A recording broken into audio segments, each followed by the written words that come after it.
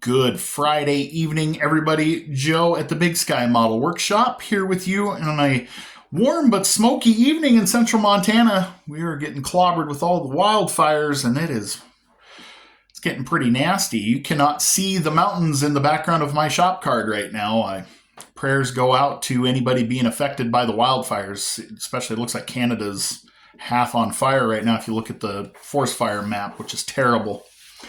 Got a few things going on tonight. Got some shop card shoutouts. Got a group build entry and a group build completion. So let's get right to it. First card that came in the mail came courtesy of Kyle at RKD Scaleworks. Kyle is a big supporter of my channel and some very, very kind words for me on the card. Kyle's over in the Indianapolis area, so he's around the Indy 500 and Indianapolis Motor Speedway. So a lot of his builds are influenced by that. Does beautiful work. Incredible builds, especially his open wheel stuff. He really likes it. You can tell. Got me thinking about grabbing an IndyCar kit now. I haven't had one of those since I got a brand new Amway IndyCar kit decades ago. Anyway, I will make sure he's tagged. Check out Kyle's page. Super nice guy. Does all kinds of builds, not just car stuff. Go check him out, please, because you'll like it. You'll appreciate it. Kyle, thank you again for the card. Also, got another card in the mail today, and this one came from Marcelo at Mars Garage. Got a cool card and matching sticker to boot. Very, very cool.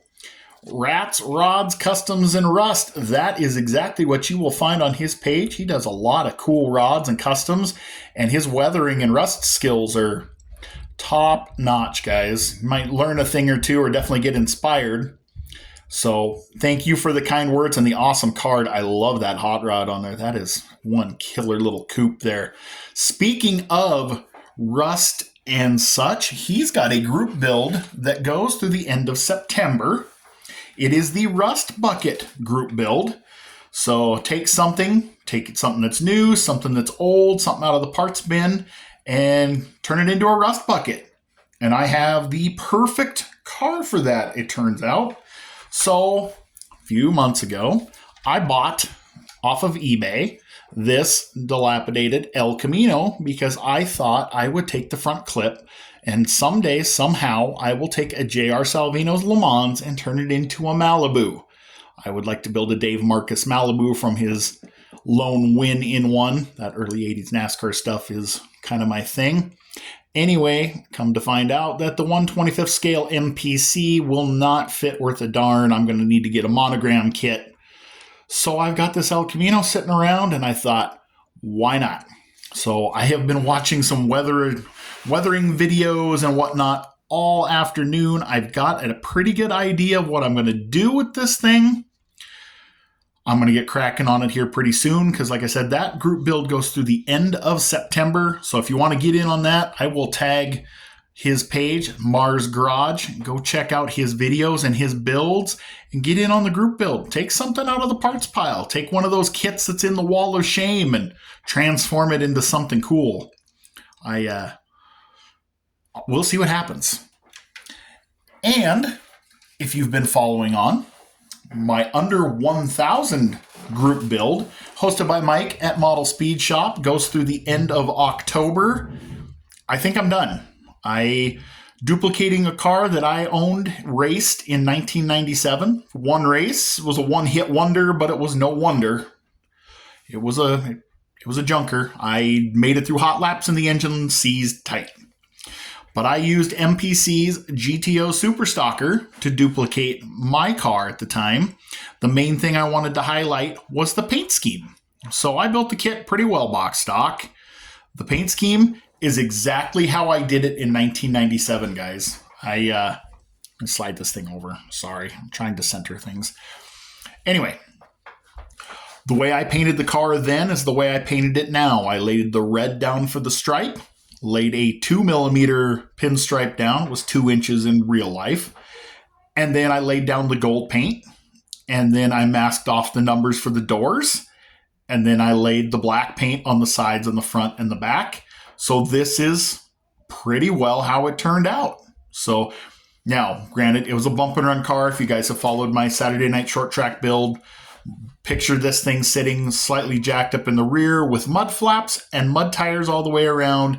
Definitely did not have exhaust coming out the sides. Mine had stock manifolds that just dumped out right behind the firewall. One cool thing I tried that's really hard to see, unless I bring it up close, you can kind of see at the top of the seam here. I tried to duplicate a door weld, like welding the door seam shut, booger welding them shut like we did with some super glue. Just kind of did it over the stock seam, kind of bubbled up everything around it, which is exactly how we used to weld these up. We would just kind of scuff them enough to make the weld start. Didn't care if it burnt the paint around it. And then we just kind of scuffed these with Scotch-Brite, painted them with rattle cans, and off we went. So roll cage is gold, just like the original was. The wheels on my car were black in real life. I did these in gold. Windshield screen is done out of screen door material. Looks pretty scaled to like expanded metal because we just used a big hunk of expanded metal grate. Same thing in the grill opening. We just tack welded that into place. Nothing too crazy. I didn't do any crazy detailing on the engine on this one, partially just because the way this thing fit gave me fits. Stock engine, I used the stock air cleaner because mine had the stock air cleaner.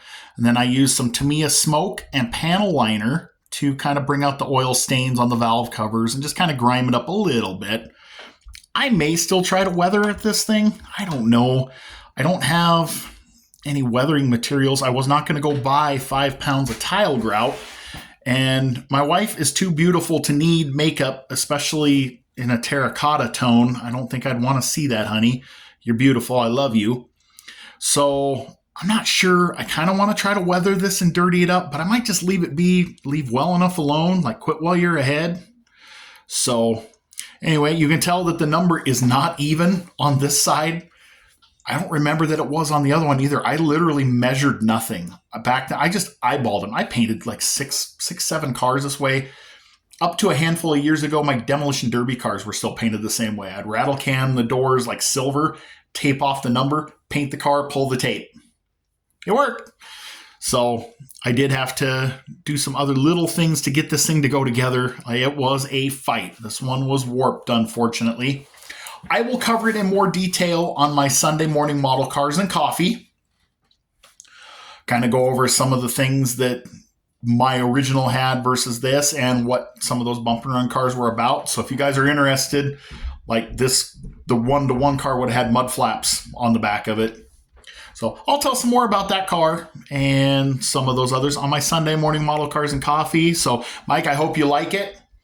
Guys, if you're in on the under 1,000 group build, make sure you're using the proper hashtag.